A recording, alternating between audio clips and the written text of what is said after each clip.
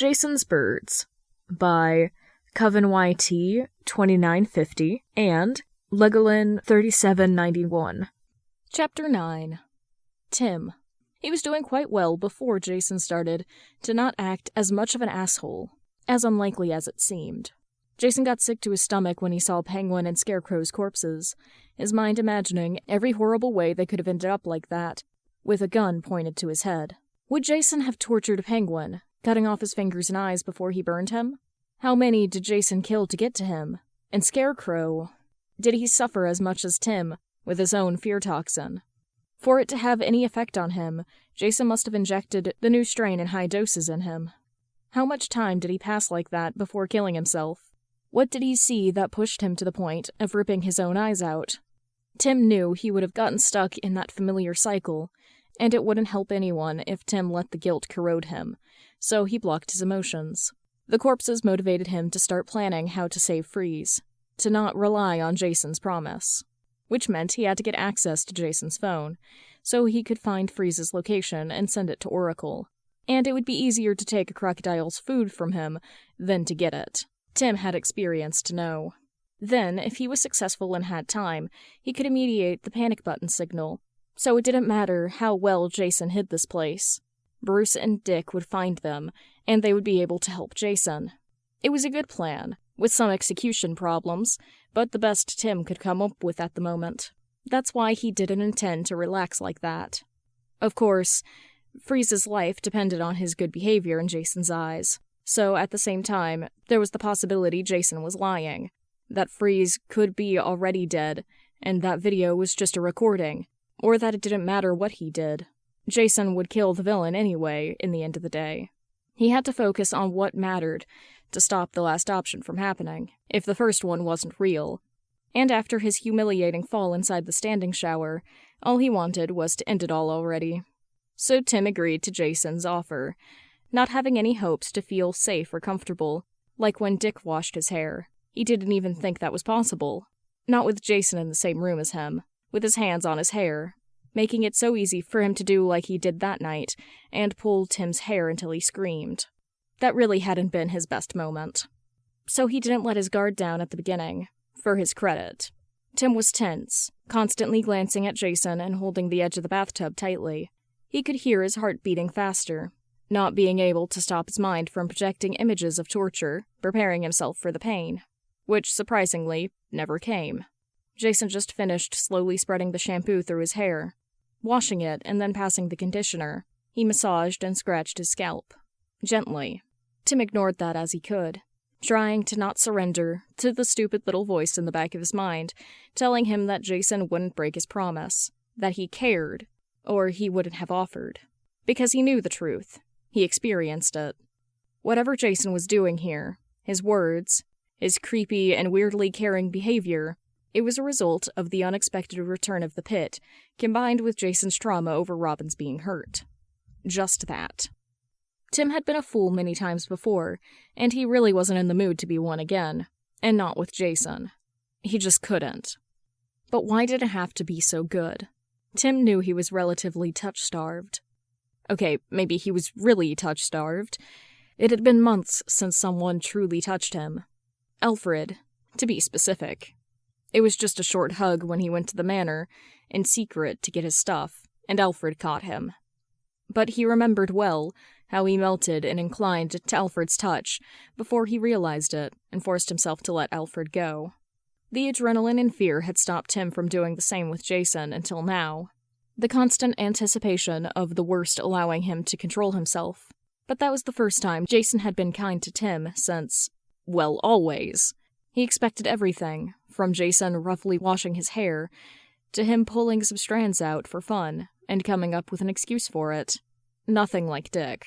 Tim didn't expect to have his head scratched and massaged by the brother that almost beat him to death and broke his leg without hesitation. Tim was an idiot, and Cass was right, as always. And that was never more true than at the second he stopped fighting, closing his eyes and leaning his head back. He allowed a low moan of satisfaction to leave his mouth. The worst part was that he didn't even care if Jason had hurt him. It felt so good to finally have someone touching him not with the goal of hurting him, but of taking care of him, even if in the end it was just a lie. For some moments, it was almost as if his mind had turned off, all the logical thoughts and plans disappearing, leaving only his emotions. Was he high? That could be the only reasonable explanation. Tim knew Jason had put something in the soup, maybe a low dose of the painkillers, because his broken leg wasn't hurting as much as before, which meant that, at least, he was keeping his part of the deal for now. And not that Tim wasn't glad for the lack of pain, but was it enough for him to be high? No, it wasn't. It hurts that you're questioning my nurse experience, Timbo, Jason said in false indignation from behind him, causing Tim to finally open his eyes and glance back. Shit, he had said that out loud. You can't blame me, Jason. I normally only see what you can do with a gun, Tim retorted, the memories of the corpses still haunting him. It wasn't like they didn't deserve to be punished. Tim knew all the terrible things they had done, and Arkham and Blackgate were starting to get too small for all their villains. But that wasn't the right path. Tim had seen Bruce get close to going for it after Jason's death, and it wasn't pretty. Yeah, but I fixed your leg, didn't I, little bird? Don't I get points for it? Jason questioned with a smirk and caressed his hair. He stroked it in a way that wasn't needed, but made Tim clench his teeth and contain a sigh of pleasure. Ah, shit. Tim knew he was being manipulated, that Jason had realized how vulnerable a soft touch made him. He shouldn't have accepted his offer. It would have been better if Jason had just forced him to do it, because then he wouldn't know another of Tim's weaknesses. He wouldn't use it like he knew Jason would from now on. After you broke it, Tim pointed out angrily, trying to not immediately move his head away from Jason's hands, watching the conditioner out of his hair.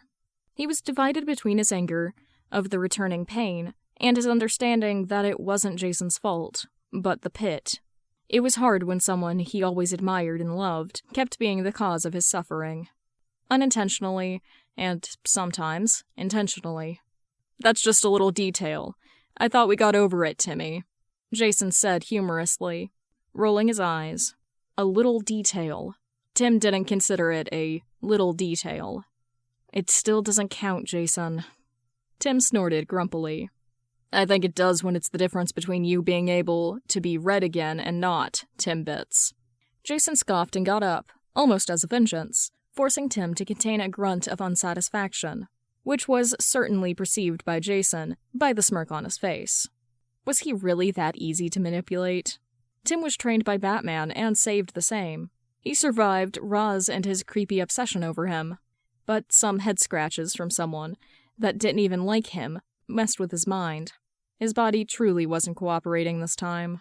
After all, I could have broken both of your legs and left you there, Jason said with a shit-eating smile, shrugging.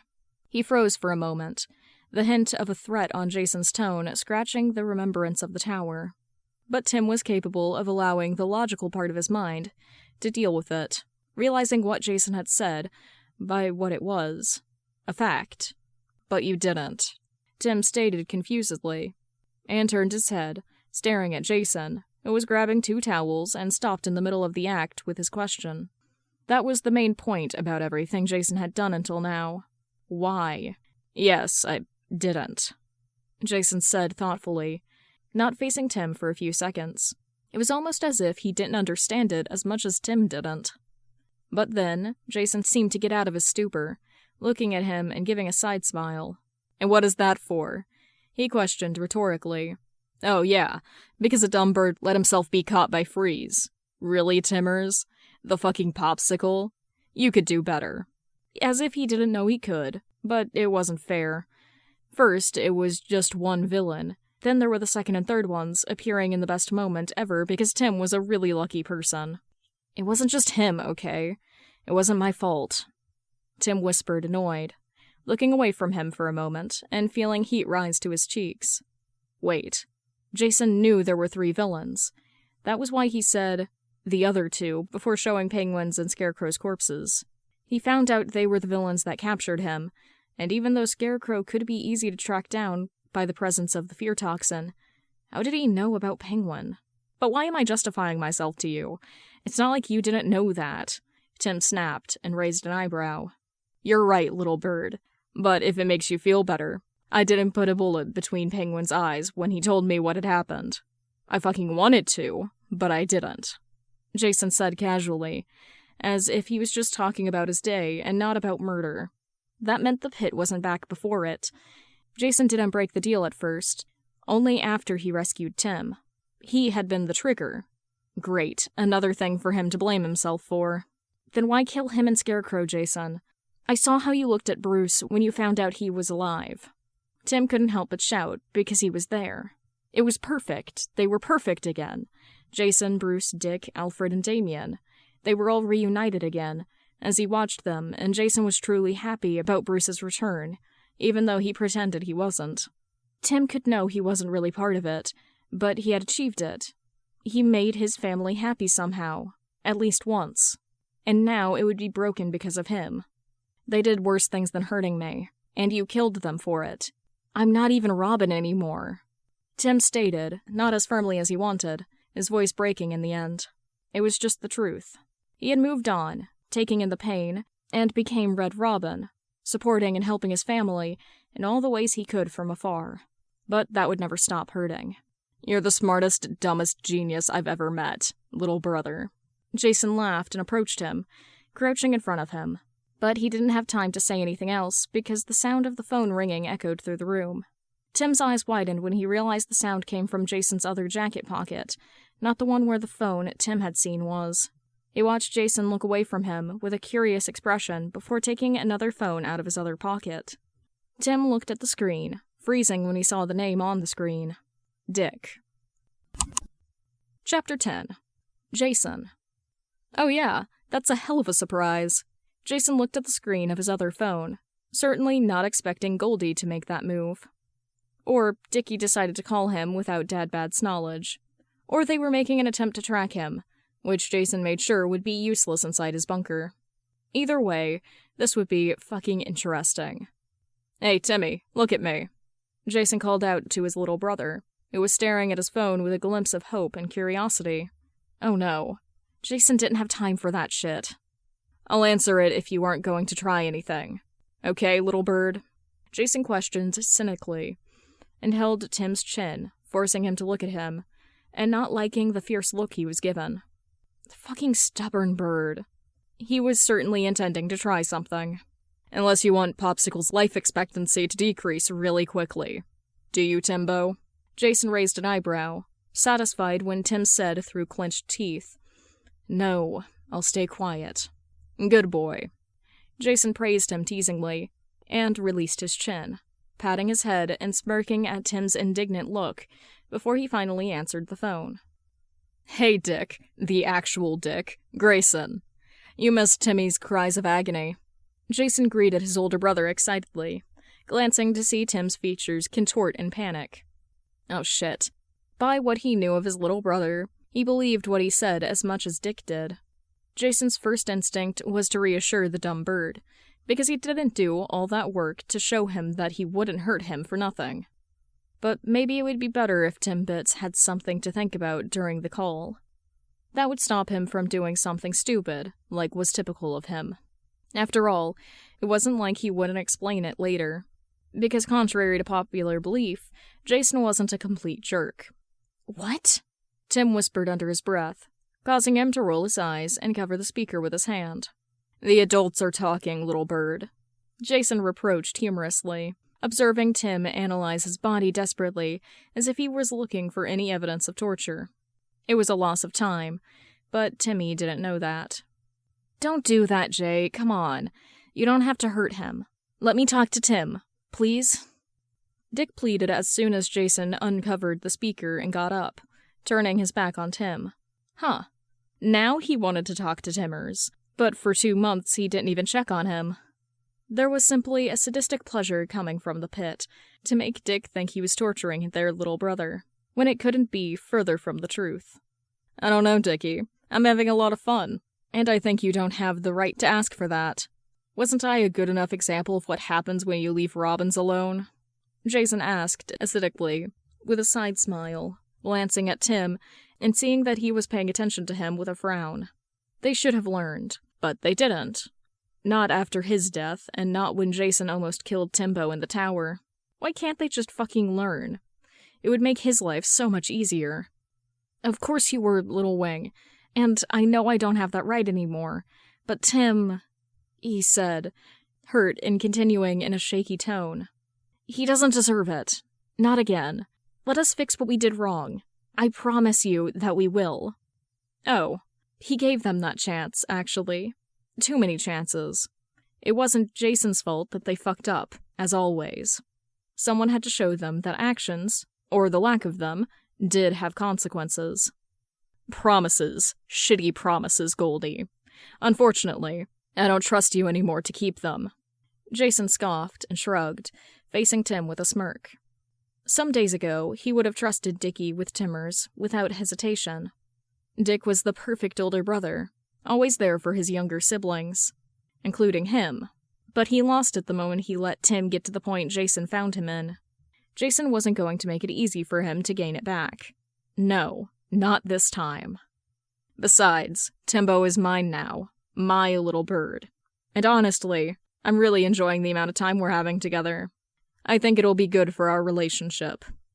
Jason declared teasingly, but with a hint of possessiveness in his voice, watching Tim swallow and look at him with distrust. It wasn't a lie. Jason didn't think he ever passed so much time with Timbit without trying any shit to hurt him. It was a new experience for both of them. Fuck, J-Lad. You don't have to trust me, okay? I deserve it, I know, but you don't have to do that to Tim. Not him. Not again. Dick snapped, a fragment of the protective older brother he knew appearing. Dickie had always been the most sensible and open one, which was ironic for someone that was the first kid raised by the fucking Batman. It must have been Alfred's influence. Actually, it could only be. He was the only emotionally stable person in their family. Oh, he cursed. I must have pushed a button, Jason said mockingly, with a growing sharp smile. But why the fuck should I let you talk to him? Even less give him back. I don't see any advantage in it. He didn't intend to do any of that. It didn't matter, Goldie's answer. But he was interested in what it could be. I will do anything, Little Wing. I can take his place, you know? I will. Just, please, Dick begged, desperation dripping from his voice. Shit, his brothers had to stop being self-sacrificing idiots. That made Jason want to punch and hug them at the same time. But it was also perfect. Jason hadn't planned to take Dickie now, but it would be so fucking easy to fool him and Bruce and add another bird to the cage. Goldie was desperate, and Bruce would surely choose to save Popsicle if he got the chance, throwing Dick into his arms. And that would make sure Dick didn't do anything stupid like that, and honestly, he missed the idiotic optimism and shiny smiles. Tempting.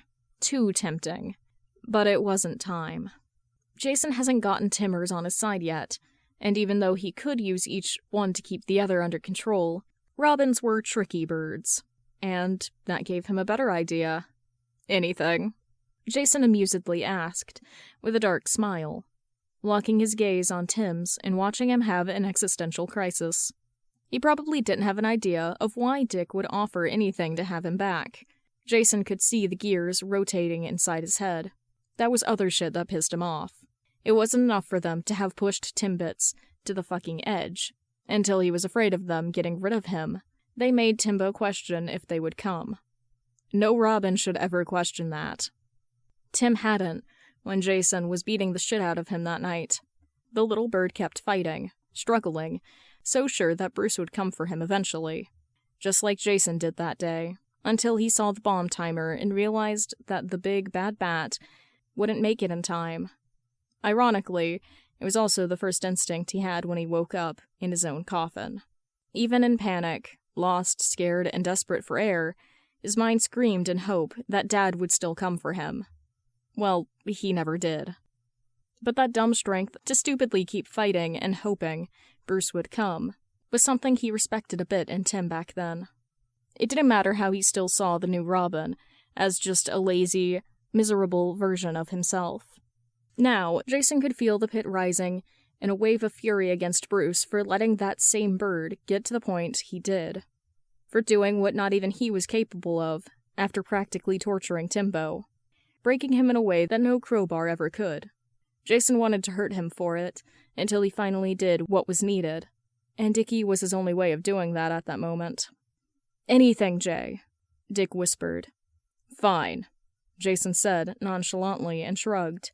"I'll let you talk to Tim now, and then leave him at your door. But with a condition. If you really love this little bird as much as you say you do, you will do something for me first." Jason started smugly. "You will kill Freeze." "Kill Freeze?" Dick repeated in shock, not very differently from Tim, who was looking at him with widened eyes, and his features contorted in horror. Jason had that effect. "Yeah, it's not like it's a big deal. I'll send you the address. Then you kill the piece of shit, and have the little bird back." Jason shrugged, slowly approaching Tim and crouching in front of him. "A piece of cake. After all, it's for Timbo, and you would do anything for him, right, Dickie?" Jason questioned sarcastically, and stared into Tim's eyes, seeing the panic and anger inside of them. He knew his words must have hurt his little brother, but it was worth it because Timmers had to understand that he would do that for him. Jason would happily kill every single villain just to keep his family safe, and even though he couldn't ask the same from everyone, he needed to be sure it would be done if it was necessary. "You can't do that to Dick, Jason." Tim mumbled angrily, clearly trying to keep his voice calm and steady. Yes, he could. And he would. "Shh, little brother. Dickhead here needs to make a big choice. And if he doesn't, he's going to be the cause of your suffering," Jason explained, condescendingly, for his older brother to hear. "We don't want that, do we, Goldie?" Jason asked and smirked. "No, we don't, little wing," Dick said defeatedly. I will do it. I will kill him." Bullshit. Did Dickie really think he would fall for it? Nightwing was as bad as Batman. For one moment, Jason hoped that he actually would do it. But he knew better. And mainly, he knew when his big brother was lying. "No, you won't." Jason chuckled bitterly, shaking his head. "I will send you the address, though.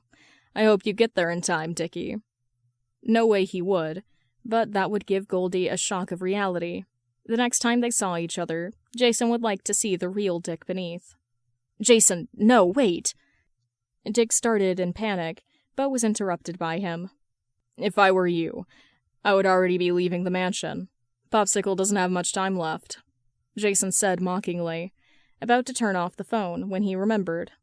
"Oh, and Dick, don't forget I love you, big brother," he said humorously, before ending the call, sending the address to Dick and putting that phone in his pocket. He grabbed the other. Jason activated the last protocol of the freezing room, smirking as he watched it get much colder really quickly. Freeze wouldn't last long. "What did you do? That wasn't the deal," Tim shouted in panic, his murderous look back again.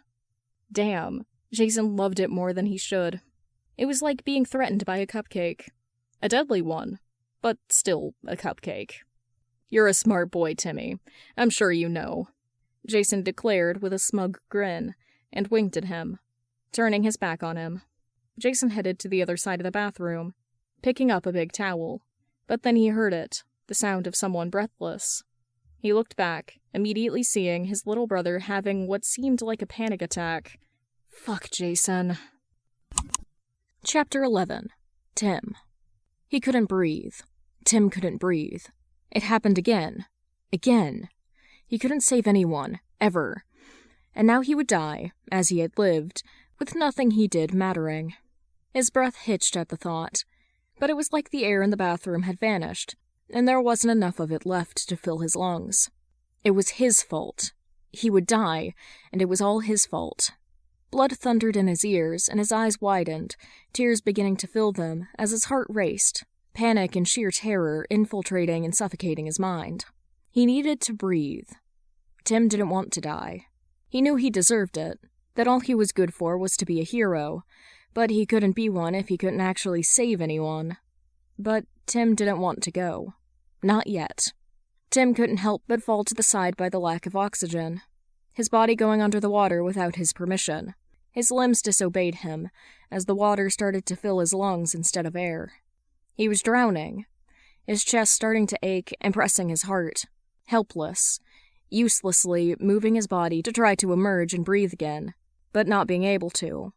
His mind was stuck to his fear, frozen. Like Freeze literally was, because of him. He contorted and squirmed, opening his mouth and struggling against nothing, desperate to live. Tim knew deep down what he had to do. That it was just another panic attack, that he needed to force himself to get out of it. But he couldn't. Help. Tim couldn't breathe. Help? He was drowning. Help? He would die. But then he was pushed towards the surface, his head emerging above the water. Tim tossed and spit it, coughing roughly, thinking he would finally be capable of breathing. He wasn't. His vision blurred, tears rolling down his face and mixing with the drops of water as he hyperventilated, the air being stolen from him as he choked. No, not again. Shh, you're safe, Timmy. You're not dying. You're safe. The soft voice slowly invaded his mind, the hands gently but firmly holding his cheek and torso being perceived. No, he wanted to believe that, but Tim just couldn't. He wasn't safe. It's okay, little brother. Hear my heartbeat. Follow my breaths. The hands pulled him to go to a warm body, laying his face on a large, wet chest. I'm here. I'm not leaving you. Those words hit him like a truck, clearing the fog of panic in his mind, enough for Tim to remember Bruce's words. Calm yourself down, Tim. It's not real. I'm not leaving you. You aren't dying. You're safe. And you're home, son. Count with me. Tim could do it. He closed his eyes, listening to the heartbeat of the person against his, trying to synchronize his breath to the one he was hearing. 1, 2, 3, 4, 5. Yeah, little bird. That's it. I'm here. Just do it with me. Inhale and exhale. It's all okay. The voice told him reassuringly. Tim wasn't dying. It was just a panic attack. Just that. He had fought it many times before, and could do it now. He was alive. He was breathing. It wasn't real. Tim breathed deeply and opened his eyes after what felt like an eternity of struggling, finally sensing the panic and fear slowly leaving his mind. That made him finally realize who the solid presence pressed against his body belonged to. Jason. Jason had entered the bathtub with his clothes on, for him, to calm him down, and he was holding Tim tightly against his chest, not in a suffocating or overwhelming way, just gently and even comfortingly, without the gut-churning feeling of being trapped he would expect. It messed with how touch-starved he was, the remembrance of the first time Bruce's arms held him, haunting him. Tim could never forget it, the moment he stupidly felt like Bruce's son, as if he could actually be his son. It was just a momentary illusion, but it was still one of the best moments of his life. God damn it, Timbo. Since when do you have shitty panic attacks? I'm going to fucking shoot Bruce for letting you have it. I should be fucked up enough for the whole family, Jason said angrily, holding his cheeks and raising his face. Tim blinked a few times, looking at Jason and seeing a worried expression on his face. Was it possible? Could Jason truly have been worried about him? No, fuck. What was he thinking? What was wrong with him? Jason had just killed Freeze. He said he was hurting Tim, and even though he didn't find proof of it, it was possible that he was drugging him. Which wasn't the worst part, because Jason would make Dick find Freeze's corpse, and that was going to destroy him from the inside, because Tim knew how Dick was. He would blame himself as always, even when it was actually Tim's fault, and there he was, still wishing that his childhood hero cared about him. Tim felt that familiar, overwhelming panic starting to suffocate him again. No, not again. Please, not again. Okay, I'm sorry. I won't actually kill B, alright? I also didn't torture you. I was just fooling Dick. It was just a bluff. So don't go there again, Timmers. It's okay. I swear. Just breathe for me. Jason almost begged in a calming tone, but with a hint of panic in his voice. Strangely, it didn't matter that Tim's rational brain didn't actually believe him. It worked. Tim focused on Jason's breathing and the way his thumbs stroked his cheeks, not understanding it, but knowing he had to calm down. After what seemed like hours, Tim was finally able to breathe and think straight, and he couldn't help but ask tiredly, "Why me?" He didn't have to specify, because both of them knew what he meant. Tim wanted to curse Jason, scream at him, but he could only think about that. Why Jason was doing it all to him. "Shit, because I want you by my side when I slash every sucker in the city, Timmy," Jason exclaimed, snarling when Tim shrieked. "I don't even want Red Robin, or the fucking CEO of Wayne Companies. I just want you. Just you." It didn't make any sense. No one ever wanted just Tim. At least, not in a long time. Connor, the Titans, Alfred, Steph, and Cass, they were the only ones who didn't wish he was the perfect son, or the stand-in. They never wanted anything else but Tim, but the first one died and the others pushed him away. Why would Jason do it? Was he trying to manipulate Tim once more? "But why do you want me? When will hurting me ever be enough for you, Jason?" Tim questioned, trying to seem mad, but the memories of that day still made part of him fear Jason. Jason hurt him because he was the exception. He didn't hurt kids, but he hurt Tim before. That was what he did. "It's already enough. Nowadays, I prefer hurting the pieces of shit that dare to look at Robin in the wrong way, and you're included in that," Jason explained as if it was obvious. Tim breathed deeply. That actually made sense. Jason already made it clear that this was all about his mantle, about Robin, and he found Tim in a complicated situation that could have led to his death. Apparently, it didn't matter if he was just his stand-in, and never really Robin. If he was telling the truth, he wanted the person behind the mantle, and it was better him than Dick or Damien. In a way, he wanted just Tim by his side. "Look, just give me a chance, little brother," Jason asked between clenched teeth. "If you give me a chance, I'll take care of you, like they failed to do, and show you why I'm doing it all. Please, Timbo. 2 fucking months, and if you're not convinced, I'll let you go, okay?"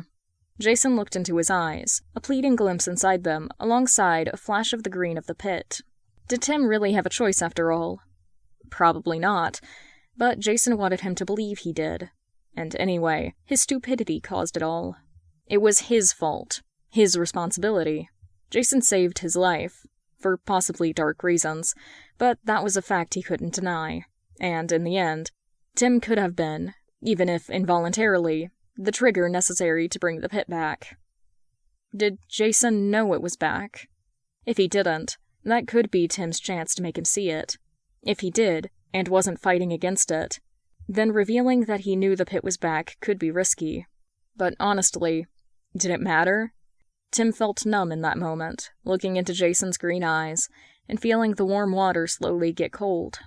Tim had been trying to keep himself safe since Jason kidnapped him, letting his fear control him and being selfish while his older brother already took 3 lives because of his mistake. Maybe it was time for him to focus, not on what could be a risk to his well-being, but to others. After all, which would break Bruce and Dick more? It didn't matter that now he knew Dick and Bruce were looking for him, that Dick offered anything to get him back. Tim also knew they wouldn't actually do anything to get him back, that they would have to focus on saving the criminals after what happened to Freeze. If Jason hurt and eventually killed him, Bruce and Dick would move on, and Damien would commemorate. Steph, Cass, Alfred, and his friends would mourn him, but he knew they would be okay in the end. Babs and Duke didn't spend enough time with him to actually have any reaction, so he wouldn't cause any problem to them. But if Jason kept killing the villains, and Bruce and Dick were forced into confrontation with him, it would end up with one of them dead. And Tim was there. He saw how Jason's death destroyed Bruce and pushed Dick away. It would be even worse this time. Tim wouldn't let it happen. He was the disposable one, and that was okay, because that was useful. If Jason wanted to take care of him and convince him of his way, Tim would let him, even if that was just a lie. That way, he could keep Jason's attention on him as much as he could, maybe even create a connection with him and gain his trust, and then use the influence it would give him to stop Jason from killing criminals and help him get rid of the pit again. Tim could do that. It was just another one of his missions, like when he made a deal with Roz. 2 months. And you won't hurt Dick, Bruce, Damien, or any of the others, Tim said pointedly, clearly talking about their family. He frowned. He knew there was no way to make Jason not harm any criminals, or not put them in graves, so Tim had to be smart about that. Jason would never hurt Alfred, so his priority had to be the others. Fine, little bird, but I won't let them take me.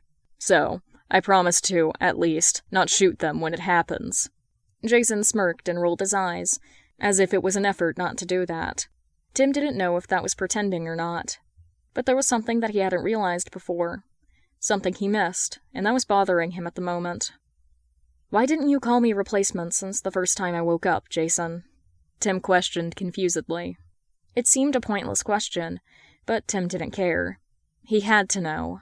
He was so used to being called like that by Jason, to the anger and despise that came along with the word, since the first moment they talked to each other, and Jason beat the shit out of him. He had accepted that that was all Jason would ever see him as, even if it wasn't true. "You're too curious, Timmers. And that question is also stupid, as you know it is." Jason scoffed, and started to move his body towards him again. Tim felt a shiver go up his spine, not really sure of what he should do, but he allowed the hands to put him between Jason's legs. He would give Jason what he wanted. "But I'm feeling pretty good, so I will be honest and tell you that I don't know why I'd call you replacement when I have a shit ton of other nicknames for you, dumb bird." Jason chuckled and pushed his head to the junction of his neck and shoulder. It was good, as good as when Jason washed his hair. It almost made him believe in what Jason believed he was doing it for. "That answer is also as stupid as you know it is," Tim reported with a snort, containing a sound of satisfaction when he felt a pressure at the back of his neck. A large hand curled protectively around it, while the other one caressed his back. "Oh, he is sassy again. Great for me," Jason said sarcastically, and stroked his hair. It was like all the tension in Tim's body started to be released, causing him to practically melt against him. Tim had already passed through that internal war, but he really needed to work on his touch starvation, or his plan would go down really fast. "But again, honestly, I don't know. Maybe I do give a shit about you, little brother," Jason whispered humorously, something in his voice making Tim swallow and feel his hair stand on end. He looked up, glancing at the green shining in Jason's eyes. It was like the first time he met Hood, but at the same time, totally different from that, as if Tim was looking directly at the pit itself. "After all, you're mine now, right?" Jason asked with a side smile, his hands tightening around him in an almost imperceptible way. Rhetorically or not, it didn't seem to matter, because as he involuntarily relaxed in Jason's arms, Tim had the impression that he had already agreed to that same question before. It was just ironic that it was Roz who had made it, as his eyes shone with that exact same green back then. Chapter 12. Dick. "Don't forget I love you, big brother." He ran. The fastest he could, Dick ran through the mansion, passing by Damien, Alfred, Bruce. He got on his motorcycle, ignoring the calls for his name as he turned it on, and drove to the address. He fucked up. He had a good plan. Babs was even helping him, and it should have worked. By now they should have Jason's location, or at least he should have made some progress with him. But instead, Dick was now driving to save Freeze's life, because he had pissed Jason off. Probably also making him hurt Tim more. It could have been a trap, or just a bluff, if Jason hadn't shown that he wasn't playing around this time. He couldn't risk it. Arriving at the address, Dick got off the motorcycle and entered the abandoned building in Crime Alley. He went down the main stairs, arriving in a wide, empty room with a door on the left side and a glass panel in the middle of the wall. The glass showed another room, a freezing one, where Freeze was lying in the corner, tied up. He was pale and his lips bluish, his eyes wide open, opaque. No, no, no. Dick didn't hesitate to kick and hit the glass until it started cracking, breaking the glass and entering the room. He immediately ran towards Freeze, falling to his knees in front of his body. He put his trembling fingers on his throat, only feeling the cold of his skin, but no pulse. Freeze was dead. Dick fell backwards, dragging himself until he felt the cold wall against his back. staring in shock at Freeze. It was his fault. "Nightwing, what is the situation? Nightwing, report." What had he done? It was a mistake. Why did he enter contact with Jason without Bruce's permission? He shouldn't have done that. He should have expected it. But he was desperate. Just the possibility that Jason would be hurting their little brother at that moment was too much. He couldn't just stay standing. He wasn't there to stop Jason from doing it once. But he was right now. Dick was their big brother, for God's sake. He saw a chance and couldn't do what Bruce wanted from him. "Nightwing, what is happening? Did you find Freeze? Report, Nightwing." But what good did he do? He killed Freeze. Not directly, but he was alive before Dick talked to Jason. He pushed his brother to the edge, all because he couldn't kill for Tim. Couldn't he? "Batman is on the way, Nightwing. Answer me." Maybe that was the worst part. The one that made him sick to his stomach. He pushed his legs to his chest, passing his arms around them, as Freeze's dead eyes stared back at him. Dick didn't know. Jason was right. He lied. But not for the reason he thought. Dick didn't know if he was capable of killing for his family. Or at least, he didn't want to admit that the darkest part of him, the one that all of the bats kept locked, knew what he was capable of. Because deep down, Dick knew he couldn't do it again. He was too broken, too shattered.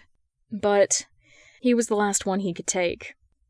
Dick wasn't like Bruce. He wasn't strong enough to do it again and again without giving up. If he lost another one of them, he didn't think he could live with himself. "Dick." Batman's voice echoed through the room. "I didn't know," Dick whispered numbly, but didn't glance at Bruce, breathing deeply. Not even he knew what he was talking about.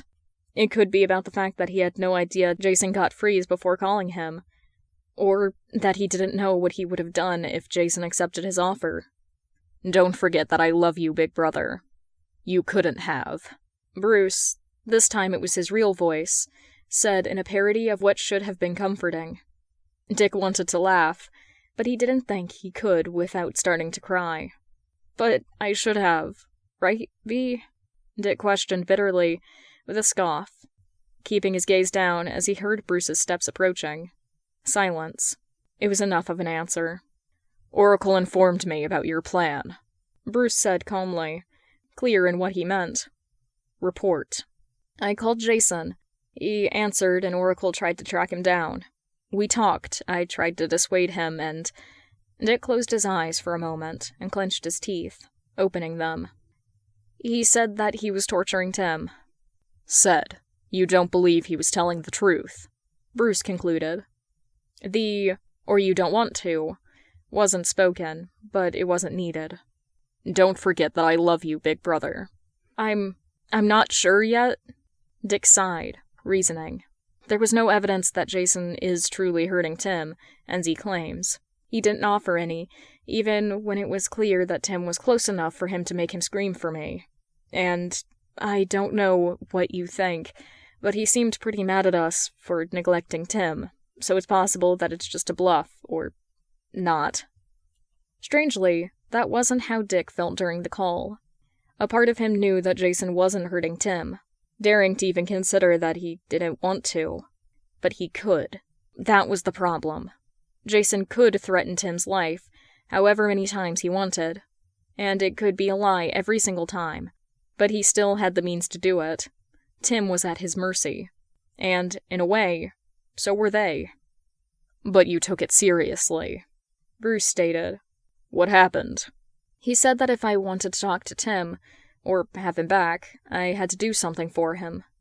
Dick explained, whispering the last part. "Kill Freeze." "What did you answer?" Bruce questioned, and, although he didn't see it, Dick could hear the scowl on his face. He finally faced Bruce, seeing that he wasn't even looking at him, but at Freeze's corpse, analyzing it. Was he so sure of Dick's answer? Perhaps yes, or no. But anyway, it wasn't like Batman needed to see his face to know he was lying. "Don't forget that I love you, big brother."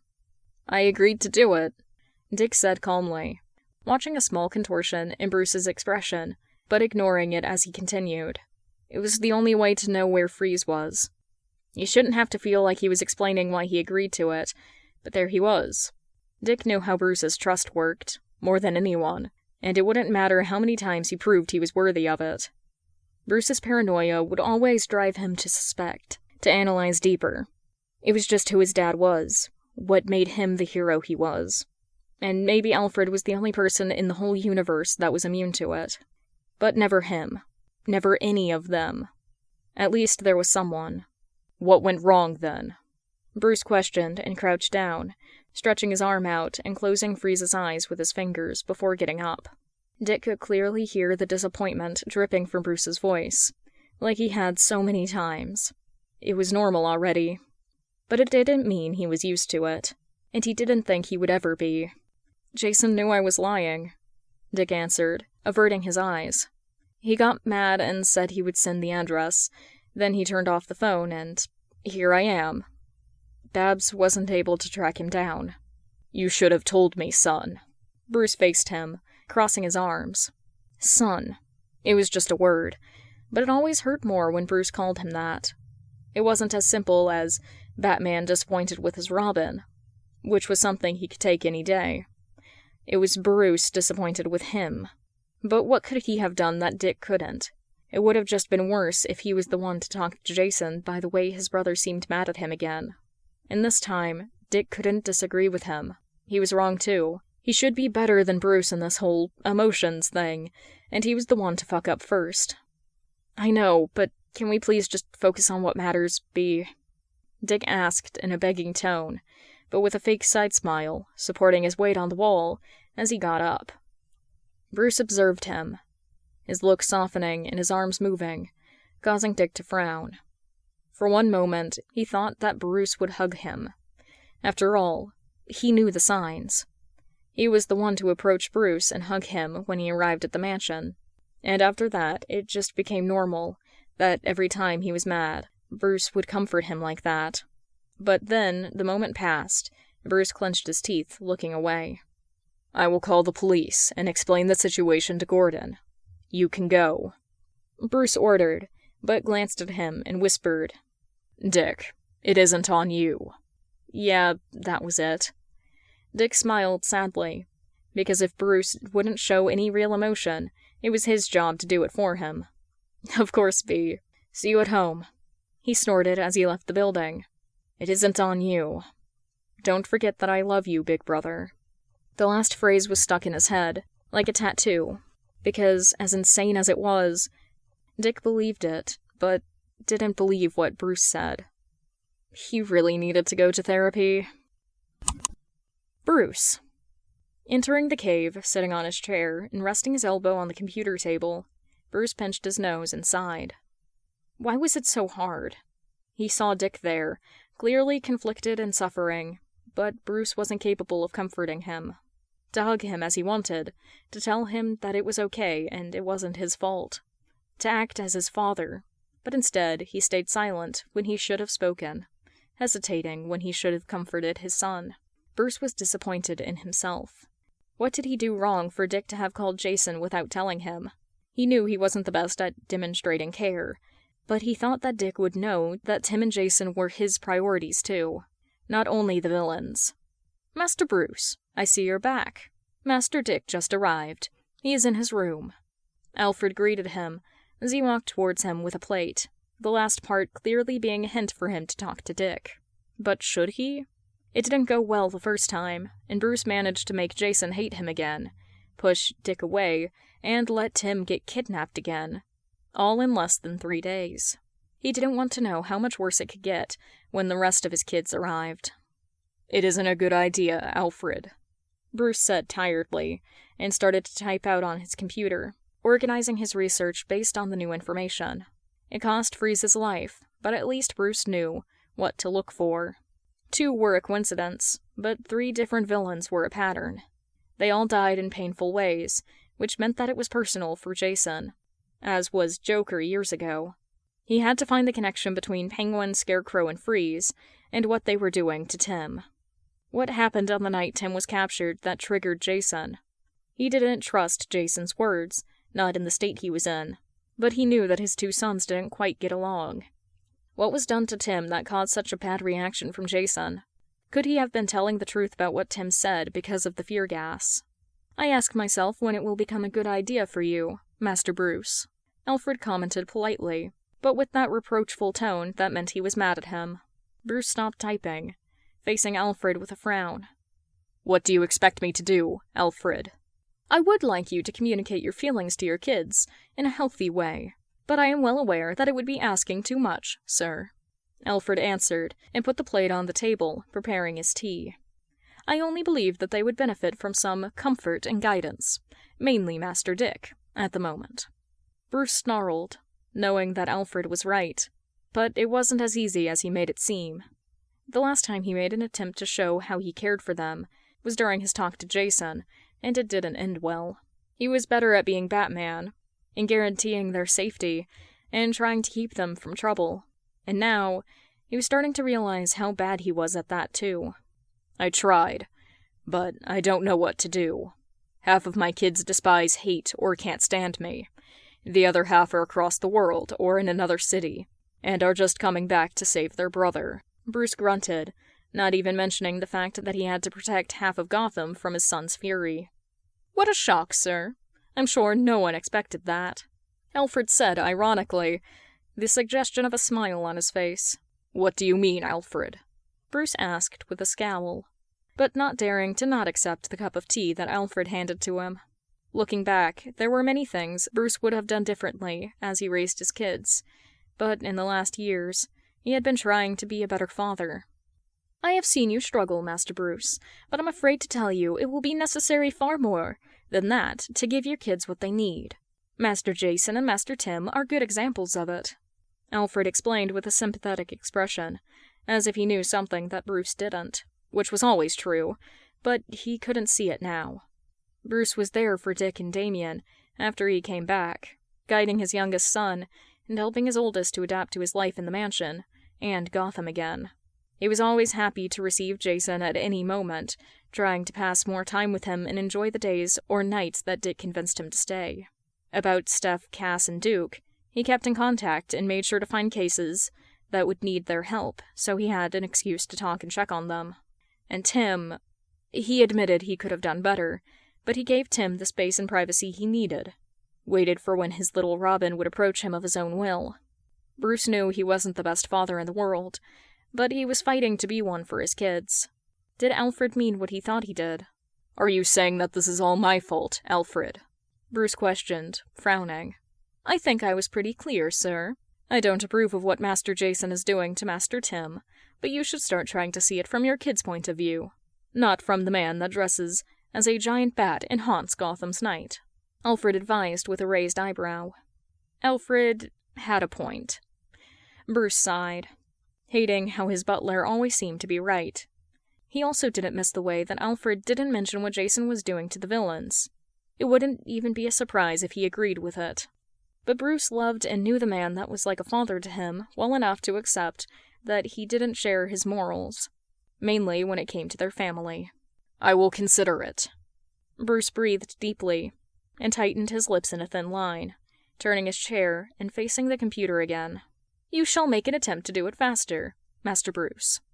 Alfred put a hand on his shoulder, giving him a look that Bruce recognized as the butler's way to say, Don't mess up again.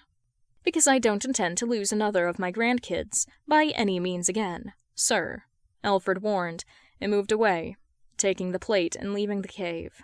When did he manage to turn Alfred against him, too? Bruce grunted and drank a sip of the tea, putting the cup of tea on the table and focusing on his work. He couldn't afford distractions, and his emotions certainly counted as that. But he knew that eventually he would have to deal with them. Just not now. Bruce could fix his emotional conflict with his kids later. Just not when many lives depended on him and Tim was at Jason's mercy. He had a responsibility as Batman, not only as Bruce. Opening the files that Oracle had sent him, Bruce verified the territories of the 3 dead villains, trying to find the connection. The territories were away from each other, scattered through Gotham, and none of their activities were intertwined. But they were, at least for one night. But what did Tim see that they hadn't? Bruce gave an internal smile. Tim was always so intelligent, possibly even more than him. And although it probably had been the cause of his current situation, Bruce wasn't able to hide the glimpse of pride infiltrating his heart. His boy always did his job well. Bruce analyzed the map of Gotham, an idea lighting up in his mind and causing him to check Red Hood's activities that night and the day before again. According to the reports, Jason had put Black Mask in a coma. But that was before Tim's disappearance. He knew it already. Although Black Mask's territory was the harbor and tracking Penguin's last steps, it was clear that he had activities in that place recently. Maybe that was how Scarecrow and Freeze got involved with him, since the harbor was frequently the source of every illegal material that entered Gotham. Tim would have certainly seen that happening, which explained how he got involved. Wait a moment. Bruce remembered well the months after Red Hood appeared in Gotham, his unbridled killing of criminals that were pillars of the underworld in Gotham, leaving power vacuums that led him to become a drug lord. But with 4 villains out of the game, it would cause the main criminals to attempt to do what Penguin did and dominate the territories that were left behind. And there were only 2 ways of it happening: a deal between them, or a great gang war that would take over at least half of Gotham. Bruce stared at the map, upgrading it with a simulation of the possible outcomes of the 2 options. Either way, Jason could be able to take over and rule the underworld of Gotham if he kept up the massacre. The source and center of Jason's plan could be Tim and the villains, but it wasn't just that. But you won't have time for that, will you? Gotham always comes first. Jason's voice echoed inside his mind, in a mocking tone. Jason was trying to take a city from him, to make him choose. Gotham always came first. For the first time in his life, Bruce was starting to doubt that.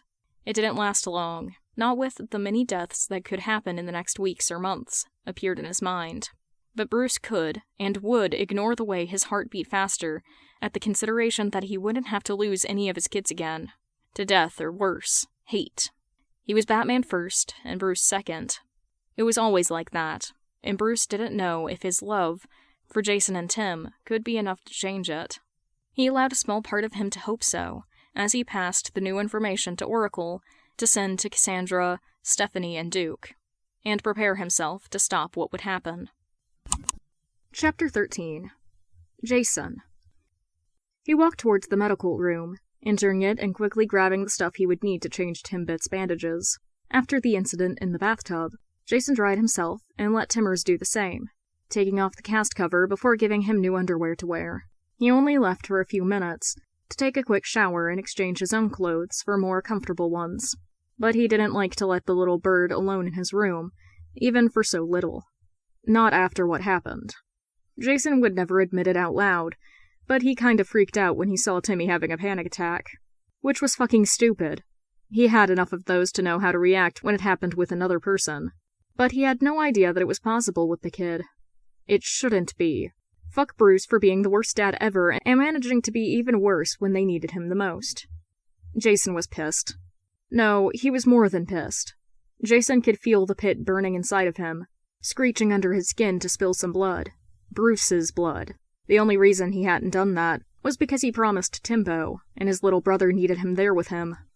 But Jason would love to punch Bruce in the face as soon as he could, shoving in his face that he was taking care of Timbo, as he should have done as his fucking dad.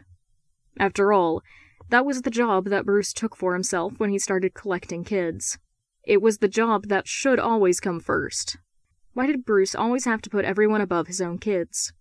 Did they matter so little to him? Did he matter so little to Bruce for his death to teach him nothing? Jason clenched his teeth and breathed deeply, trying to calm himself before turning back to Timbits. It was all Bruce's fault. The least he could have done is not abandon Timmers with his bullshit. He was a creepy stalker at any other time in their lives. Even the League wasn't safe from his paranoia. But now, he suddenly decided to stay away when the kid clearly needed help, making him feel like they would possibly want to get rid of him. There was nothing worse than believing your family didn't want you anymore. That they didn't give a shit about you anymore. Someone should have been by Timmy's side this whole time. No one deserved to pass through panic attacks by themselves, to feel lonely and insignificant during such a vulnerable moment. He knew well what that was. That just proved how much Bruce didn't deserve to have Timbo back. Jason made the right decision in kidnapping his little brother, and taking care of him. And soon, he would make sure Bruce had no more birds to fuck up. He wasn't really much better, but he was the less worse option. And someone had to do Dad Bat's job right. Was Jason the cause of the little bird's freakout? Yeah, but at least he was the one to guide him through it. It was more than Bruce, or even Dick, had done in the past months. Jason looked at some pills on the balcony. Some he had brought there thinking about Timbits. He didn't think he would use them that soon, but it was time for some rules. If he would act like a big brother, he would do it right. He put the pills in his pocket alongside the painkillers and left the medical room with everything he needed, heading to Timmy's room and opening the door. Jason was relieved by the sight of his little brother exactly where he left him, causing him to relax involuntarily. Timmers was sitting on the bed with one pillow behind his back, and another supporting his head, a blanket covering him from the waist down. "Do you still need to keep me in those?" Timmy questioned exasperatedly, and tried to raise his arms to make a point, the shackles of the chains clinking in the air. "Yeah. Why would I take them off?" Jason asked, falsely ignorantly, and closed the door behind him, walking towards the bed. "I don't know, maybe because I agreed to stay 2 months inside the bunker with you?" Timbo scoffed and sighed, when Jason only raised an eyebrow and sat on the armchair. "Okay, why would I try anything? We made a deal. I won't break it." Oh yeah, their deal. It truly wasn't in his plans, but it was the only thing he could think of, at that moment, to guarantee Timbits that he had a choice. Which wasn't totally true, but Jason needed to calm his little bird down, and it wasn't like he was lying about letting him go in 2 months, in case he wanted. He just had to assure that Timmers wouldn't want to when the time came. "Not even if you knew I would kill a villain and you got the chance to save them? Would you really let them die because of our deal, little brother?" Jason questioned curiously, putting the medical stuff on the bed table and facing Timbo. He already knew the answer, but he wanted to hear it from him. "No," Timmy answered pointedly, retorting, "But you want to prove that it's better for me to stay with you, don't you? This is your chance. If I wanted to be restricted and controlled, I would have called Roz." The mention of the name almost made him growl. He knew the sucker had a creepy obsession over the little bird, one that was too damn weird even for a guy who wanted to possess his grandson's body. Jason knew he was sending some mixed signals, but he didn't like to have his sudden interest in caring for Timbo compared to that asshole Roz. He had the right to have it because he was the kid's fucking brother. It was his newfound job. While the head of the demon was just a creepy old dude with narcissistic issues and too much power. "Fine, but don't compare me to that fucker." Jason grunted and approached to take off the handcuffs, glancing to see the suggestion of a smirk on Timbit's face. Little shit! Jason would let him have his small victories. "Any more requirements, smarty? Do you want me to bring you some coffee, too?" Jason asked sarcastically, chuckling when a glimpse of hope shone in Timmer's eyes, for a mere second. But then a murderous glint took its place when he realized he was fucking with him. Jason would never get tired of it. "Really funny, Jason. But controlling my ingestion of coffee isn't a good way of showing me that you care." Timmy snapped. He could see through the act. "Manipulative little shit." It wouldn't work twice. "Do you really think I'll fall for it again, little bird? Stop while you're still getting what you want." Jason scoffed and turned to the bedside table. It was worth another shot. Timbo shrugged, glancing at the medical stuff that Jason was bringing up and frowning. "What will you do with it? Aren't you a genius, little bird? Figure it out." Jason asked ironically, but sighed when he saw the disguised fear in his little brother's look. Okay, it was probably better if he made it clearer. Misunderstandings are the source of many problems in any kind of relationship. His therapist would be proud of him if she didn't know about the rest. Kidnappings and murders are not a healthy way to deal with your problems. Well, it worked for him. "I have to change your bandages before giving you another painkiller, since I'm not really a fan of dealing with injections. They're a pain in the ass, you know, from experience."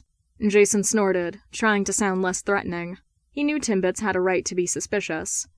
Mainly when he passed all this time thinking Jason would torture him if he got the chance. Which must have been a shitty way of living, because he remembered well to threaten the kid whenever he could. It was fun to see Timmers afraid of him, in a sadistic way. He wanted to show him not to mess up close to him, or he would repeat the night in the tower. Looking back, he was a real asshole. Fine. Timmy nodded, clearly discontent and distrustful, but trying to hide it. One day, he would be the one to come to Jason, just like he used to with Dick. He wore the gloves and sat on the bed, pulling the blanket off Timbo, and staring at the wound on his shoulder. The sight never failed to make his blood boil. Jason would ask who did it, but he knew that his little brother wouldn't tell him. Well, he would just have to kill every bastard in Gotham then. He put a new bandage on the wound, and took off his gloves, grabbing the medical stuff to put back on the bed table. He took a painkiller and one of the other pills out of his pocket. "Jason, what are those?" Timbo asked, as if he didn't know. It was the reason why he did it in front of him in the first place. "Some pills I take when I can't sleep. So, no worries. They won't fuck you up more than the villains already did," Jason explained calmly, watching Timbits get tense. Fuck, here we go again. Was there anything he told the kid that wouldn't make him freak out? "You mean, to knock me out?" Timmers questioned, with a raised eyebrow, moving to the side and away from him, almost imperceptibly. "No, to put you to sleep, dumbass. You know, the thing you need for your body to keep working. I'm starting to believe you missed biology class, Timmy." Jason scoffed and grabbed the half-filled bottle of water, slowly sitting on the edge of the bed. "Again, I know what my body needs, Jason. And it's day," Timmy said irritatedly. "So what? One of the new rules you'll learn, little brother, is that you will sleep 8 hours a day while I got you." Jason tilted his head, with a smirk on his face. "And since I know you prefer to work at night, I'm giving you those so you can sleep now. Aren't I generous?" "No. And you can't force me to sleep," Timbo snarled coldly, as if he was forcing him to do something unbearable. Jason could have done that if he wanted, but he had to remind himself why it was a bad idea. "Come on, it's not like I asked you to kill someone, Timmers." Jason rolled his eyes before snapping. "Wait, actually, I can't believe I'm discussing with you over fucking sleeping. It's not something debatable. Just like you eating 3 times per day, drinking water, and no coffee." This little bird had a thoughtful expression, facing him with an analyzing look, but a quick glimpse of panic in it that caused Jason to sigh. "Look, you agreed to let me take care of you. That's what I'm fucking trying to do. And if it helps, I need you awake at night to know exactly what I'm doing, when I'm doing it. Isn't that what you want?" Jason stretched out his hands with the pills and water bottle. Timmers looked between them and him. He knew he won when he saw his little brother grunt and avert his eyes for a moment. "I'll know if I sleep for more than 8 hours, Jason." Timmy gave him a look and grabbed the pills and the painkiller, taking them with a big sip of water and making a face. "Of course you will," Jason scoffed, and observed the effect begin to affect Tim in a few minutes. He grabbed the bottle of water from his hand before he dropped it and put it on the bedside table. He knew it was quick. That was exactly why he used to take it, so it wouldn't give him time to give up and throw up so he didn't have to sleep. You can't have nightmares if you don't sleep. That was probably the reason Timbo didn't want it either. The kid had enough trauma to create some shitty nightmares. "You can chill. I'll be here," Jason informed in a caring tone that he decided to not think too much about as he sat on the armchair. "That isn't comforting," Timbits commented distantly, breathing deeply. "Yeah, it is," Jason snorted. "Because if you have any nightmares, you will know it wasn't real as soon as you look at me." It sucked to get to the point when reality was so fucked up that it was hard to know if a nightmare was really just that. But that was life for stupid birds like robins. Jason didn't know what passed inside Timmer's mind, but he bet it wasn't unicorns. How do you know you aren't in my nightmares, Jason?" Timmy asked with a scoff, involuntarily getting comfortable in the bed and looking at him between half-opened eyes. "Well, I guess we'll have to find out," Jason said, watching his little brother fall asleep much easier than he would have without the pills. He was vulnerable to anyone. One day, Jason would have loved to take advantage of it, but now, He just wanted to make sure no one had the chance to do it. It was fucked up how quickly he got attached to the kid he hated. Did he ever, though? He hated the fact Bruce put a perfect son in his place, when he gave everything that was his to his better version of a street rat. But did he ever truly hate Timbo? He was far away from being perfect, and Jason proved that he could not be more intelligent, but he was stronger than Timbits. All that was left with a broken boy that should have what Jason lost, but somehow he didn't. Jason would take responsibility for it now. He grabbed his phone from his other pocket, about to turn it on, when he suddenly felt a strong headache. Gasping at the sensation of a hammer hitting his head over and over, Jason breathed deeply. Dropping the phone and getting up, he headed to the other side of the room, away from Tim. He could sense something rising beneath his skin, the adrenaline running through his veins. The pain grew stronger as he closed the door, dizziness causing him to stumble as his vision blurred, before it was too much and he fell on his knees. Ah, fuck. It was the last thought in his mind before the green took over his vision and darkness engulfed him. Notes. Hey guys, so, if you can, please tell me what you think of the whole chapter, but mainly the ending, and your amazing theories. I would love to know them. If you enjoyed the fic, please go down to the description below and follow the link to the author's original work. You can leave them comments and kudos, or read ahead if you want. If you enjoyed my reading, you can subscribe, or go down to the comments and tell me what else I should read. I'll check in with the author and see if they're cool with me reading it out. Thank you for listening. I'm so sorry about the wet mouth sounds on this recording. Future me is gonna hate me. Promise it. Jason asked between clenched... Fuck.